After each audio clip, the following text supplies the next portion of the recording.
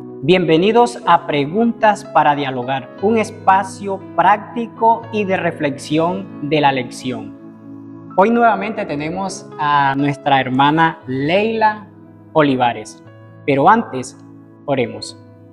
Dios, gracias por la oportunidad que nos das de vida, gracias por este privilegio que nos das de escudriñar tu palabra. Ayúdanos, oh Dios, en el nombre de Jesús. Amén.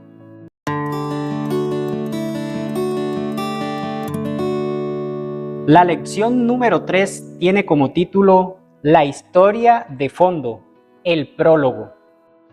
Bien, Juan no hace tanto hincapié en la circunstancia cómo nació Jesús. Su libro resalta más es su encarnación, la encarnación de Jesús. En el prólogo, es decir, la introducción del Evangelio de Juan, vemos a Jesús plenamente divino y plenamente humano, y sobre todo, Dios revelado a la humanidad. Señor Leila, en la parte del viernes, nosotros vemos unas preguntas que son muy interesantes y vamos a compartirla con nuestros hermanos en esta ocasión. La primera pregunta es, ¿por qué Juan comienza hablando de Jesús en su papel de creador? ¿Y qué nos dice esto acerca de la importancia de la creación en toda teología? Muy bien, muy buena pregunta. Bueno, yo quiero remitirte a la Biblia, John. Mira que la Biblia comienza diciendo en el principio. En el principio Él era el Verbo, y el Verbo era Dios, y el Verbo estaba con Dios. Este era en el principio. Luego el versículo 3 nos dice, por Él fueron hechas todas las cosas, y nada de lo que existe fue hecho sin Él. ¿Verdad? Parafraseando un poco el versículo. Así es. Entonces, cuando uno viene a analizar desde el idioma original en que está escrito, que es el griego, nosotros encontramos que en el griego el artículo definido Él no aparece. Y hay una razón importante. A diferencia de cuando Génesis cita, en el principio creó Dios los cielos y la tierra, que sí aparece el artículo definido, aquí no sucede lo mismo. ¿Por qué? Porque el artículo definido dentro del contexto de estos versículos 1-3 denota el tiempo más remoto. Es decir, este tiempo del que habla Juan está hablando de un tiempo más remoto que se pueda concebir antes de la creación de todas las cosas, antes de todo y de cualquier otro principio. Es decir, la eternidad pasada. Entonces, lo que nos está diciendo el autor de Juan desde el comienzo es que Cristo tiene una preexistencia, es decir, que existe antes de la creación. Amén. Y que luego ese ser que existe, ese yo soy, que significa que existe por siempre, ¿verdad? Es a quien él señala como el creador de todas las cosas. Cuando tú me preguntas que por qué es importante, ¿verdad?, acerca de la creación en toda la teología, yo quiero decirte algo, John. Mira, el enemigo de Dios trata de torcer las escrituras para nuestra perdición. Y una de las cosas que él trata de hacer, y por eso ha levantado una cantidad de teorías, y una de ellas es, por ejemplo, la teoría de la evolución, ¿verdad? El origen de las especies, que enfoca la creación a un proceso evolutivo, a un proceso de perfección. Es decir, las especies menos complejas dieron origen a unas más complejas hasta llegar a formarse el ser humano y las cosas que vemos a nuestro alrededor. Pero, ¿qué pasa con esta teoría? Esta teoría echa por tierra el plan de salvación, ¿ya? Y precisamente eso es lo que quiere el enemigo, distorsionar las Sagradas Escrituras para que perdamos de vista el plan de salvación.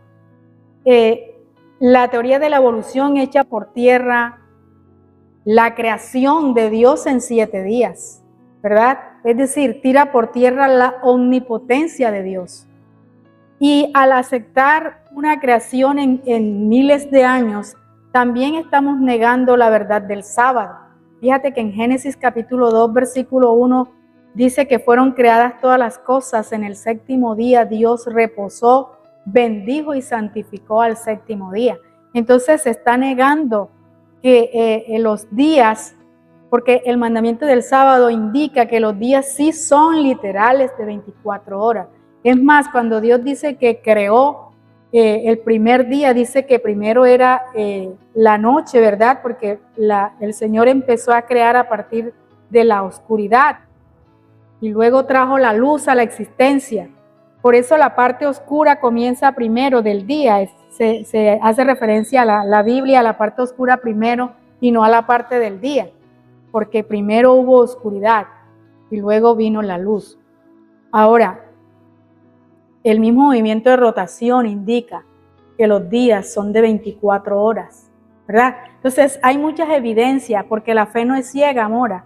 La fe tiene evidencias, se basa en evidencias, y las hay en la naturaleza, que dan testimonio de que hay un creador que es maravilloso, la verdad, es maravilloso. Entonces, la importancia de que nosotros comprendamos la creación a través de las Sagradas Escrituras, porque en los últimos tiempos, pues, sabremos que sufrirá la sana doctrina, dice el apóstol Pablo a Timoteo, le advierte, ¿verdad?, que en los últimos días la sana doctrina va a sufrir, y precisamente está haciendo referencia a todas estas enseñanzas erróneas que tienen como propósito distorsionar y perder de vista a los seres humanos del plan de salvación. En cuanto a lo que estabas comentando ahora, conocemos sobre la evolución y las teorías que existen de la creación. Bien, ¿por qué es importante que tengamos una comprensión correcta de la creación, tal como se revela en las Escrituras? Así como te decía, y me llama la atención que recalca allí el que hace la pregunta, tal como está en las Escrituras.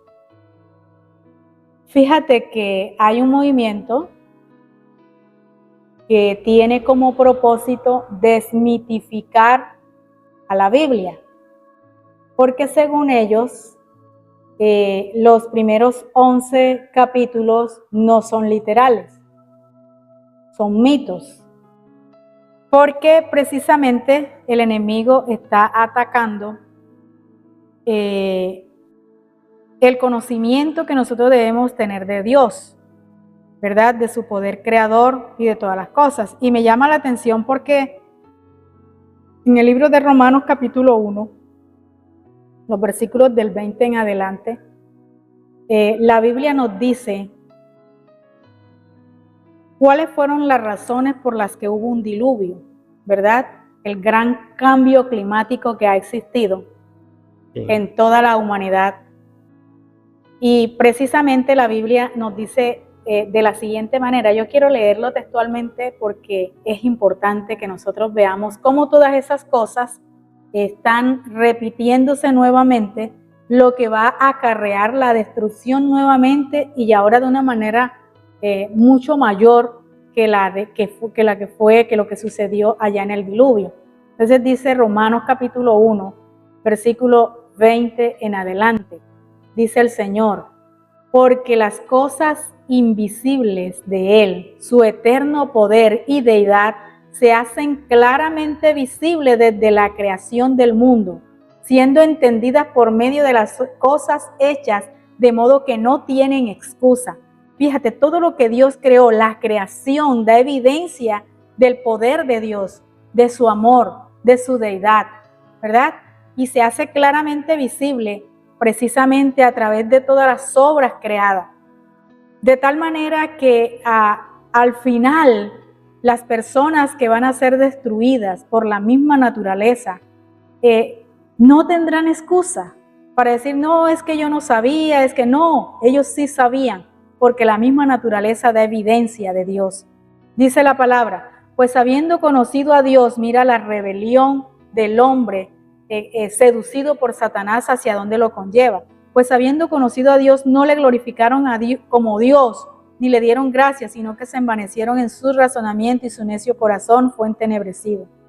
Profesando ser sabios, se hicieron necios y cambiaron la gloria del Dios incorruptible en semejanza de imagen de hombre corruptible, de ave, de cuadrúpedo y de reptiles. Es decir, hacia allá va la humanidad en los últimos días. Por eso es importante que nosotros tengamos claro que Jesús es el Creador, que Jesús es el Redentor, que Jesús es nuestro Salvador. Amén. Porque en los últimos días el enemigo tratará de ocultar esta verdad. Y es por eso que Dios ha llamado a un pueblo a predicar la gloria de Dios, su carácter, a mostrar su carácter ante el mundo. No solamente por la palabra, John, sino por el testimonio vivo de su vida, una vida de acuerdo al carácter de Dios. Sigue diciendo, por lo cual también Dios los entregó a la inmundicia en la concupiscencia de su corazón. Es decir, Dios lo deja a su libre albedrío. Dios los deja a ellos bajo el control de sus mismas pasiones. Y finalmente dice que ellos van a recoger, ¿verdad?, la retribución de su extravío. Entonces, es importante porque el hombre se olvidó de Dios, los antediluvianos se olvidaron del Creador, ¿verdad? A pesar de las evidencias de la creación, y era una creación maravillosa, perfecta, no como está ahora, ¿verdad? Era aún superior la creación cuando salió de las manos del Creador antes del diluvio, que daban evidencia del poder de Dios. Y aún ahora, a pesar de que ese diluvio hizo una transformación de este planeta, sin embargo, nosotros podemos apreciar la belleza de Dios a través de lo que nos queda. Señor Leila, ahora profundizando un poco más, hay corrientes, fuentes, creencias que muestran a Jesús como un ser creado, y esto echa por tierra su preexistencia. La pregunta que se nos hace en esta parte, ¿qué ocurre con la cruz si en lugar de morir en ella, el Dios eterno lo hubiese hecho un ser creado? ¿Y qué perderíamos si Jesús fuera cualquier cosa menos el Dios eterno? Bueno, el versículo 14 de San Juan 1 dice que aquel verbo se hizo carne y habitó en medio nuestro. La encarnación, John Freddy, es el misterio que ha sido revelado, ¿verdad? El misterio de la salvación, el misterio del evangelio revelado en la encarnación de Jesús. Era necesario que el Hijo de Dios viniera en forma humana para mostrarnos el carácter del Padre. Y no podía venir en forma de Dios, porque los hombres hubiesen sido destruidos por la gloria de Dios. Entonces Jesús es revestido de la humanidad, pero era Dios, 100% divino y era 100% humano. La naturaleza humana de Jesús muere en la cruz del Calvario por el peso del pecado, pero porque era Dios, pudo levantarse de la tumba, ¿verdad? Como dice un texto bíblico, que Jesús podía poner su vida, pero la podía volver ¿a qué? A tomar, por la naturaleza divina que también moraba en él. Si hubiese sido un ser creado, John, no hubiese sido posible nuestra salvación. Entonces fíjate que había algo muy importante que estaba jugándose allí. Era nuestra salvación. Es más, los ángeles pidieron venir en lugar de Jesús a la tierra. Se ofrecieron a morir en lugar de Jesús cuando ellos, como no comprendían el sacrificio de Cristo en el cielo, cuando el Señor presenta su plan de salvación ante los seres no caídos. Ellos se ofrecen. ¿Cómo así que nuestro Salvador, ¿Cómo decir que nuestro rey, cómo va a ser que el Dios eterno va a ir a morir por el pecador? No, y ellos se ofrecieron. Y el Señor dice, no es posible. Ustedes no pueden hacer esa obra de expiación por el hombre. Tiene que ser Dios mismo el que debe ir y morir y ocupar el lugar del pecador. Entonces, esa es la razón por la que no fue cualquier persona la que vino a morir por el pecador, sino Dios mismo. ¿Y qué perderíamos si Jesús fuera cualquier cosa menos el Dios eterno? Pues perderíamos la vida eterna, ¿verdad? Pero gracias a la encarnación, nosotros podemos recibir el don del Espíritu en nuestra vida y cumplir esa promesa que el Señor hace: yo estaré en vosotros, ¿verdad? En vosotros, vendré y haré morada en ellos, dijo el Señor a sus discípulos. Vendré y moraré con ustedes, en ustedes. El Padre y yo moraremos en ustedes. Entonces eso puede hacerse posible a través de su Santo Espíritu, porque Él era humano, pero también era divino. Muy bien, hermana Leila, gracias por compartir con nosotros. Pero antes de terminar esta emisión, nos gustaría que compartas una promesa con nosotros. Bueno, me gusta una que aparece en Hechos de los Apóstoles. Hechos de los Apóstoles nos dice algo interesante. Yo quiero leerlo Quiero leerlo de Hechos de los Apóstoles.